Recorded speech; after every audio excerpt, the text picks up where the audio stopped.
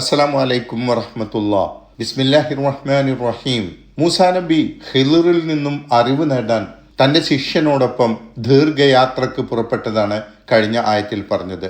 ഇനി അദ്ദേഹം ലക്ഷ്യസ്ഥാനത്തെത്തിയിരിക്കുന്നു എന്ന് ചില സൂചനകളിൽ നിന്ന് അദ്ദേഹത്തിന് മനസ്സിലാവുന്നതാണ് എന്ന് പഠിക്കുന്ന 3 ആയത്തുകളിൽ പറയുന്നത്. ഫലമ്മ ബലഗ, അവർ രണ്ടാളും എത്തിയപ്പോൾ മൂസാ നബിയും തൻ്റെ ശിഷ്യനും സേവകനുമായ യൂഷവും യാത്ര ചെയ്ത് എത്തിച്ചേർന്നപ്പോൾ മജ്മ ബൈനിഹിമ, ആ രണ്ടിനുമിടയിലെ സംഗമ സ്ഥലത്ത്, ആ 2 കടലുകൾ സംഗമിക്കുന്ന സ്ഥലത്ത് എത്തുന്നതുവരെ ഞാൻ യാത്ര ചെയ്യുമെന്നായിരുന്നല്ലോ മൂസാ നബി പറഞ്ഞിരുന്നത്. അവിടെ അവർ രണ്ടുപേരും എത്തിച്ചേർന്നപ്പോൾ നസിയ ഹുത്തഹുമ, അവർ രണ്ടുപേരും അവരുടെ മത്സ്യത്തെ മറന്നു. ഹുത്ത് എന്നാൽ മത്സ്യം. യാത്ര പോകുമ്പോൾ ഒരു മത്സ്യത്തെ കൂടെ കരുതാൻ അള്ളാഹു മൂസാ നബിയോട് ആവശ്യപ്പെട്ടിരുന്നു. അക്കാര്യം തുടർന്നുള്ള വിശദീകരണത്തിൽ കൂടുതൽ മനസ്സിലാവും. ഫത്തഖദ സബീലഹു ഫിൽ ബഹരി സർബ, അത് കടലിൽ ഒരു തുരങ്കത്തിലെന്നോണം ഊളിയിട്ട് പാഞ്ഞുപോയി. ആ മത്സ്യം കടലിൽ ചാടി ഊളിയിട്ട് പോയി. ഫത്തഖദ, അത് സ്വീകരിച്ചു, ആ മത്സ്യം സ്വീകരിച്ചു. സബീലഹു, അതിൻ്റെ വഴി, അത് അതിൻ്റെ വഴിക്ക് പോയി അവരുടെ കയ്യിൽ നിന്ന് ചാടിപ്പോയി. ഫിൽ ബഹരി, കടലിൽ. സറബ, ഒരു തുരങ്കം കണക്കെ. ആ മത്സ്യം പോയ വഴി ഒരു തുരങ്കം പോലെയായി കാണപ്പെട്ടു എന്നും ആ മത്സ്യം ഒരു തുരങ്കത്തിലൂടെ എന്നോണം ഊളിയിട്ട് പോയി എന്നും വ്യത്യസ്ത രൂപത്തിൽ ഇതിന് അർത്ഥം പറയുന്നുണ്ട്. ഏതായാലും അള്ളാഹുവിൻ്റെ നിർദ്ദേശപ്രകാരം അവർ കയ്യിൽ കരുതിയ മത്സ്യം യാത്രക്കിടയിൽ അവർ വിശ്രമിച്ച ഒരു പാറപ്പുറത്ത് വെച്ച് അവർ മറന്നു. അപ്പോൾ മത്സ്യം കടലിലേക്ക് ചാടിപ്പോയിരുന്നു. അവർ വിശ്രമം കഴിഞ്ഞ് യാത്ര തുടരുകയും ചെയ്തു. ഫലമ്മ ജാവസ, അങ്ങനെ അവർ രണ്ടാളും താണ്ടിയപ്പോൾ, അവർ പാറപ്പുറത്ത് വിശ്രമിച്ച ശേഷം കുറച്ചു ദൂരം താണ്ടിക്കഴിഞ്ഞപ്പോൾ ഖാലലി ഫത്താഹു, അദ്ദേഹം തൻ്റെ ബാല്യക്കാരനോട് പറഞ്ഞു, മൂസാ നബി തൻ്റെ സേവകനോട് പറഞ്ഞു, ആത്തിന ഗദാഅന, നമ്മുടെ ഭക്ഷണം നമുക്ക് കൊണ്ടുവരിക, നമ്മുടെ ഭക്ഷണം നമുക്ക് കഴിക്കാനായി വിളമ്പുക. ഇവിടെ ഗദാ എന്നത് പ്രഭാത ഭക്ഷണമാണ്. അവർ രാത്രിയിൽ വിശ്രമിച്ച് വീണ്ടും രാവിലെ കുറച്ചു ദൂരം യാത്ര ചെയ്തപ്പോൾ മൂസാ നബി യൂഷനോട് പറഞ്ഞു, നമ്മുടെ ഭക്ഷണം എടുക്ക്. ലഖദ് ലഖീന മിൻ സഫരിന ഹാദാ നസ്വബ, നമ്മൾ നമ്മുടെ ഈ യാത്രയിൽ വല്ലാതെ ക്ഷീണിച്ചു പോയിരിക്കുന്നു. ലഖദ് ലഖീന, നാം അഭിമുഖീകരിച്ചിരിക്കുന്നു. മിൻ സഫരിന ഹാദ, നമ്മുടെ ഈ യാത്രയിൽ. നസബ, ക്ഷീണം തോന്നിയപ്പോൾ നമുക്കിനി പ്രഭാത ഭക്ഷണം കഴിച്ച് യാത്ര തുടരാം, ഭക്ഷണം എടുക്കൂ എന്ന് മൂസാ നബി പറഞ്ഞപ്പോൾ കാല, യൂഷ പറഞ്ഞു, അറഅയ്ത, താങ്കൾ കണ്ടുവോ, ഇത് ആവൈന ഇല സൊഹ്റത്തി, നമ്മൾ പാറയിലേക്ക് അണഞ്ഞപ്പോൾ, ഇന്നലെ രാത്രി നമ്മൾ പാറപ്പുറത്ത് വിശ്രമിക്കാനായി അവിടെ ചെന്നപ്പോൾ, ഫ ഇന്നി നസീത്തുൽ ഹുത, ഞാൻ മത്സ്യത്തെക്കുറിച്ച് മറന്നുപോയിരുന്നു. മത്സ്യത്തിൻ്റെ കാര്യം പ്രത്യേകം ശ്രദ്ധിക്കണമെന്ന് മൂസാ നബി യൂഷനോട് പറഞ്ഞിരുന്നു. കാരണം ഖിളിറിൻ്റെ അടുത്തെത്തി എന്ന് മനസ്സിലാക്കാൻ അള്ളാഹു ഒരു അടയാളമായി നിശ്ചയിച്ച് കൂടെ കരുതാൻ ആവശ്യപ്പെട്ടതാണല്ലോ മത്സ്യം. ഈ സംഭവം വിവരിക്കുന്ന ഹദീസിൽ അക്കാര്യം വ്യക്തമായി പറയുന്നുണ്ട്. ഏതായാലും ഞാൻ മത്സ്യത്തിൻ്റെ കാര്യത്തിൽ അവിടെ വെച്ച് അല്പനേരം അശ്രദ്ധനായി മറന്നുപോയി. വമ അൻസാനീഹു ഇല്ല ഷൈത്താനു, ഷെയ്ത്താനല്ലാതെ എന്നെ അത് മറപ്പിച്ചിട്ടില്ല.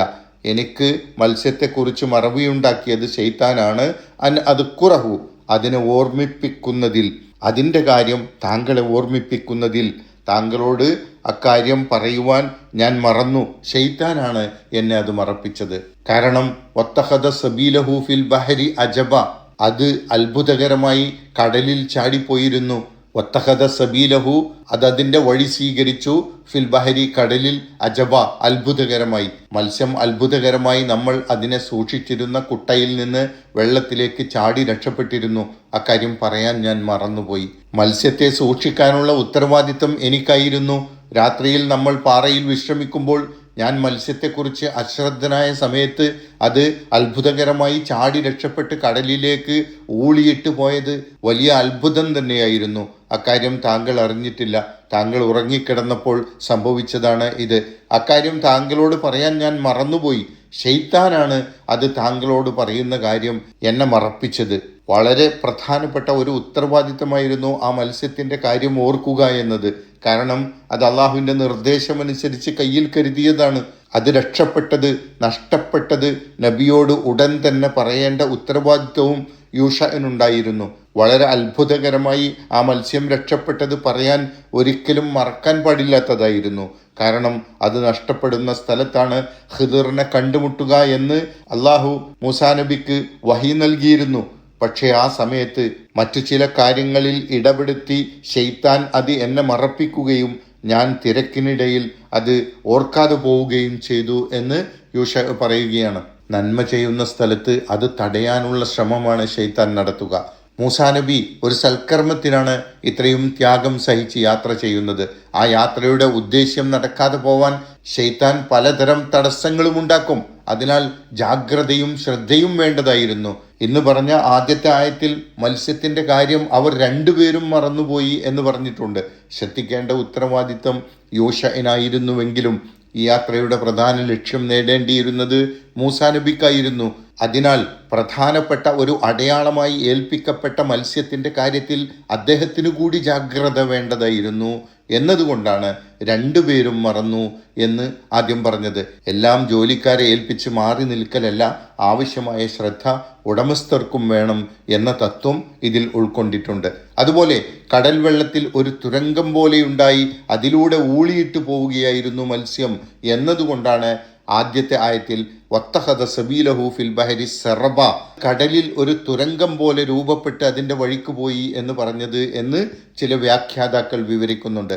അതുപോലെ മത്സ്യം അവർക്ക് കഴിക്കാൻ വേണ്ടി വേവിച്ച മത്സ്യമായിരുന്നു. അതുകൊണ്ടാണ് നമ്മുടെ പ്രാതൽ എവിടെ, അത് കൊണ്ടുവരൂ എന്ന് മൂസാ നബി പറഞ്ഞപ്പോൾ യോശുവന് മത്സ്യത്തിന്റെ കാര്യം ഓർമ്മ വന്നത് എന്നും ചില വ്യാഖ്യാനങ്ങളിൽ പറയുന്നു. മത്സ്യം വേവിച്ചു വെച്ചതായിരുന്നു, വെന്ത മത്സ്യമാണ് വെള്ളത്തിൽ ചാടിപ്പോയത്, അതുകൊണ്ടാണ് അദ്ദേഹം അത് അത്ഭുതമാണ് എന്ന് പറഞ്ഞത് എന്നും ഈ വ്യാഖ്യാനം പറയുന്നവർ വിശദീകരിക്കുന്നു.